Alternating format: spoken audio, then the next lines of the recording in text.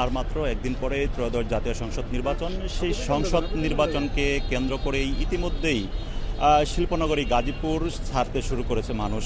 আমরা দেখেছি ঢাকা টাঙ্গাইল এবং ঢাকা ময়মনসিংহ মহাসড়ক, দুটি মহাসড়কে কিন্তু যাত্রীদের উপচে পড়া ভিড়। আমরা সকাল থেকে সন্ধ্যা এবং গতকাল দুদিন যাবতে কিন্তু দেখতে পাচ্ছি যে এই যে মহাসড়কটি, সেই মহাসড়কে কিন্তু ঘরমুখ মানুষের যে দল সেটি কিন্তু নেমেছে। আমরা যেমনটা ঈদের সময় দেখে থাকি, মানুষ তাদের পরিবার পরিজনদের সাথে ঈদ করার জন্য বাড়িতে যেয়ে থাকে, ঠিক এবার কিন্তু তার ব্যতিক্রম নয়। এবারের যে ভোট উৎসব এবং গণভোট, সেটিকে কেন্দ্র করে কিন্তু এই শিল্পনগরী গাজীপুরে কিন্তু উৎসবের সৃষ্টি হয়েছে। আমরা দেখতে পাচ্ছি যে এই ঢাকা টাঙ্গাইল মহাসড়ক দিয়ে উত্তরের পথের যারা যাত্রী রয়েছেন, তারা কিন্তু গতকাল রাত থেকে এই পথ দিয়ে কিন্তু তাদের যে গন্তব্য, সেই গন্তব্যে ছুটে চলেছেন। আমি আপনাকে আরেকটি বিষয় জানিয়ে রাখতে চাই যে গাজীপুর হচ্ছে একটি শিল্পোদ্যোষিত এলাকা।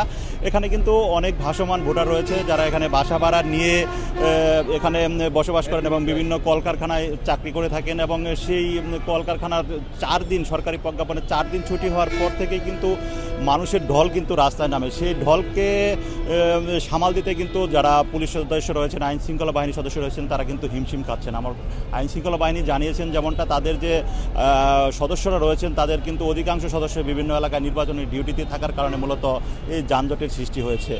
তো আমরা দিনভর যে খবরগুলো জানাচ্ছিলাম, এখনও কিন্তু তার ব্যতিক্রম নয়। এখনও কিন্তু সেই একই রকম চিত্র লক্ষ্য করা যাচ্ছে এই ঢাকা টাঙ্গাইল মহাসড়কে। এই সড়কের যে দীর্ঘ যানবাহনের সারি এবং অতিরিক্ত ভাড়ার বিষয়ে যাত্রীরা কিন্তু বারবার অভিযোগ করে গেছেন।